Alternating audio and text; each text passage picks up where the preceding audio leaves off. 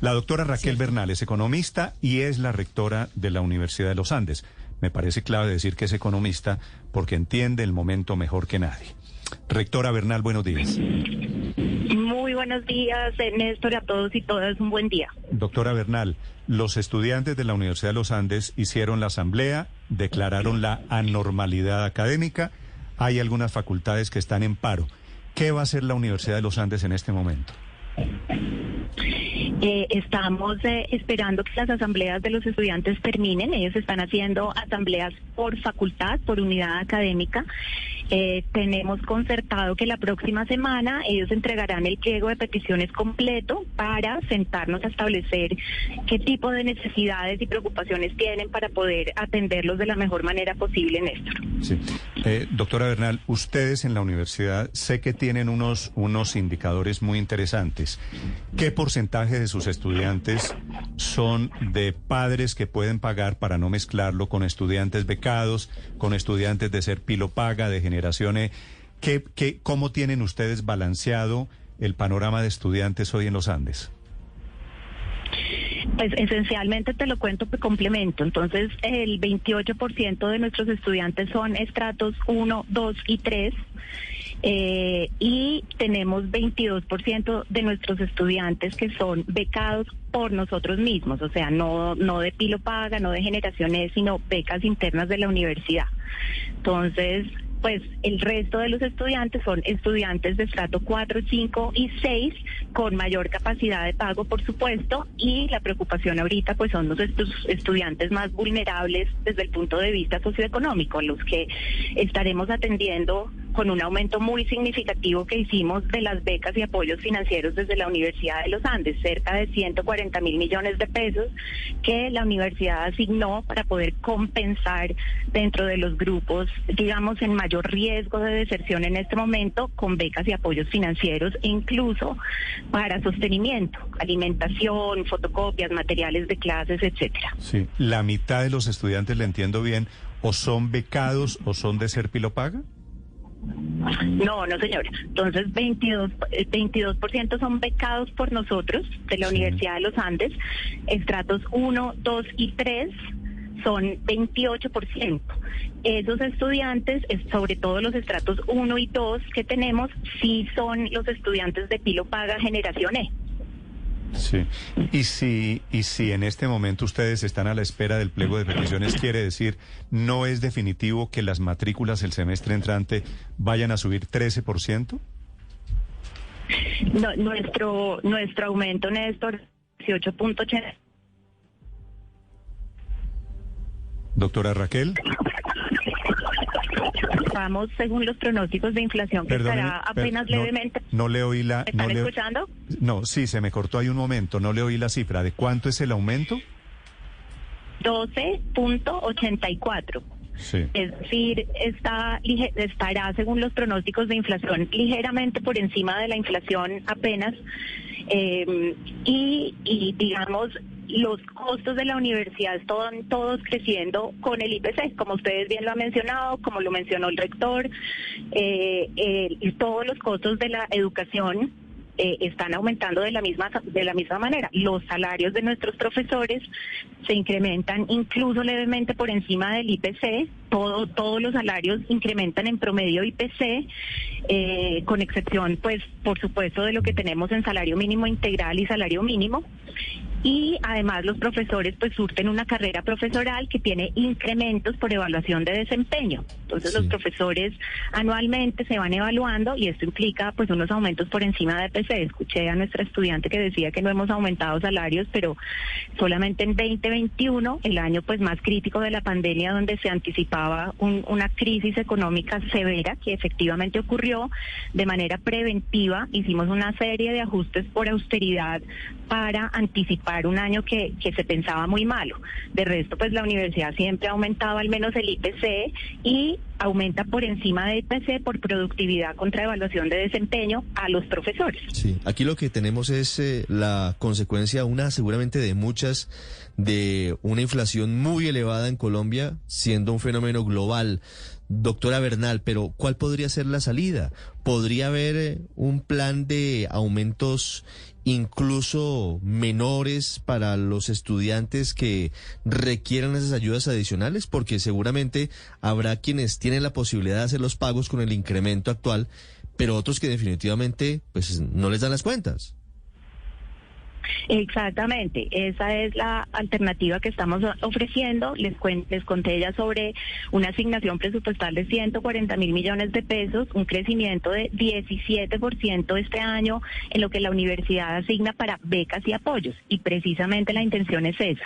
No queremos perder estudiantes, queremos reducir la probabilidad de deserción. Entonces esas becas y apoyos estarán focalizados en aquellos estudiantes en mayor riesgo de que puedan desertar porque no consiguen pagar la beca al 100%. Entonces, pues lo que debemos hacer es atender a ese estudiante muy vulnerable, con probabilidad de deserción, con todas las becas que asignamos, reitero, un crecimiento de 17% en ese rubro para compensar el aumento. Y fíjense ustedes también que el IPC se divide por componentes y sectores, ¿no? El IPC de educación siempre ha crecido más, o en promedio típicamente ha crecido más que el IPC total.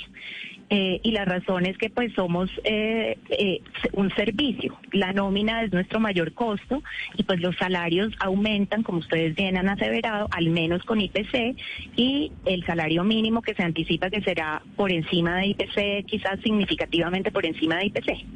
Entonces, esos costos que representan entre el 60 y 70% de la universidad, pues todos se mueven con el IPC y todo el resto.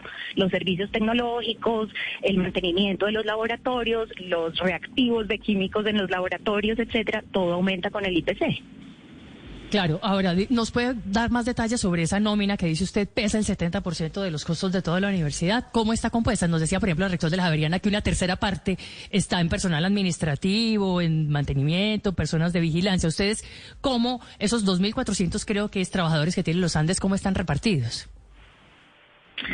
Sí, nosotros tenemos 750 profesores de planta, de los cuales el 76% tienen doctorado. Ese es nuestro sello de calidad. Por eso, importante mencionar aquí también que la calidad cuesta. Entonces, esos profesores son bien remunerados y esa es la razón por la cual hay que proteger el salario de los profesores. Aparte de esos profesores de planta, tenemos cerca de 1.000 profesores de cátedra y en el resto que tú estás mencionando son los empleados administrativos, tanto permanentes como temporales, que apoyan toda la labor académica de la universidad. Entonces, el costo en nómina está distribuido parecido, de alguna manera, porque los profesores son más poquitos, pero con salarios distintos, y los empleados administrativos, digamos, representa una cantidad importante de nuestra planta en la universidad.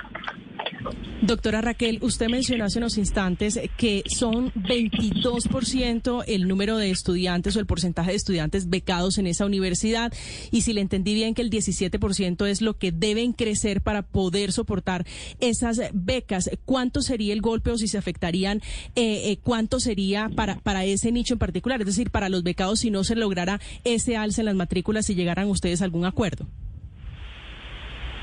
No, disculpa, no te estoy entendiendo la pregunta. Entonces, la asignación de becas y apoyos financieros es 140.000 millones de pesos.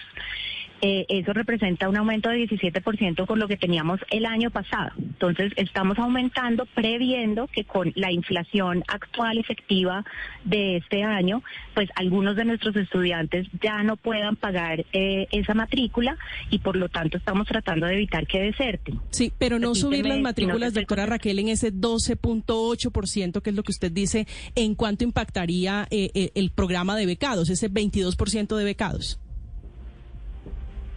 Pues por supuesto, o sea, si no, la razón por la cual podemos hacer esa asignación presupuestal es porque estamos aumentando la matrícula un poquito por encima del IPC. Entonces, ese aumento real nos permite, digamos, asignar una partida más grande para los becados. De una manera, digamos, una distribución solidaria del pago de matrícula, también lo mencionaba el rector anteriormente. Sí. Las personas que podemos pagar completo, entonces pues se paga y con esa contribución, con ese pago levemente por encima de IPC, podemos financiar las becas de los estudiantes en condición de vulnerabilidad. Sí, doctora Raquel, creo que la gente tiene la siguiente sensación, que es lo que leo aquí, y es que ustedes, las universidades privadas, cogen los excedentes, se ponen a crecer. Yo no sé si, es decir, sé que no dan utilidades porque no son entidades, empresas privadas, pero financian el crecimiento, la compra de edificios con estas matrículas que pagan los estudiantes. ¿Es así? Buena pregunta, te agradezco. Importante primero mencionar que efectivamente pues nosotros somos fundaciones sin ánimo de lucro. A mí me preguntan constantemente que quién es el dueño de la Universidad de los Andes. La Universidad de los Andes no tiene dueño.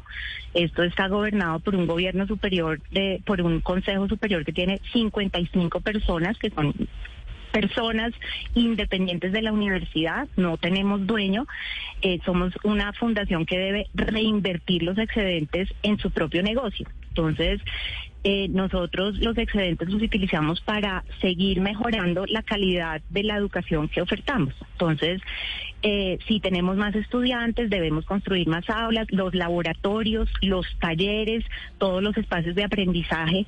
También debemos fortalecer el ecosistema tecnológico. Fíjense ustedes, ahora las universidades estamos todas con la transformación digital, garantizar que los estudiantes tienen toda la tecnología de punta para el aprendizaje. Entonces, hacemos una inversión en los estudiantes, en mejorar la calidad, en mejorar la formación, en que estén en unos espacios en los que se puede desarrollar ese proceso de aprendizaje de mejor manera posible. Entonces, esa inversión es toda en la calidad de la educación. Por eso es muy importante, digamos, que las universidades seamos sostenibles para poder hacer, digamos, esas inversiones tan significativas que son siempre en los mismos estudiantes que invertimos. Le mandan preguntar aquí sus estudiantes en cuánto tiempo van a saber de qué nivel es el alza de matrículas para el año entrante. Pues en este momento el aumento es de 12.84%. Sí, pero eso está sujeto a alguna revisión, ¿le entendí? Pues estamos esperando el pliego de peticiones.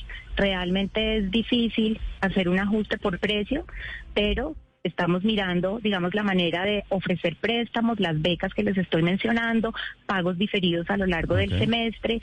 Estamos ofreciendo, pensando ya, tenemos ya una propuesta semi-preparada de alivios en plazos, intereses, becas, apoyos, pagos diferidos a lo largo del semestre, etcétera. Sí.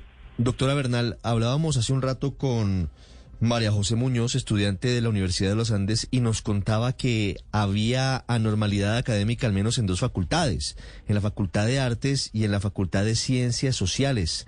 Hoy, ¿cuántos estudiantes están sin clases? Entonces, las asambleas de estudiantes no han finalizado. Hay algunas facultades que no se han encontrado, no han decidido. La tarea de la universidad es garantizarles el derecho a la protesta a los estudiantes, por supuesto. Justamente estoy entrando en unos minutos a Consejo Académico, en donde discutiremos cuáles serán las condiciones de flexibilidad académica para que ellos puedan ejercer su derecho a la libre protesta de manera libre. Doctora Bernal, muchas gracias por acompañarnos esta mañana aquí en Blue Radio. A ustedes mil gracias por invitarme. Que tengan un buen día.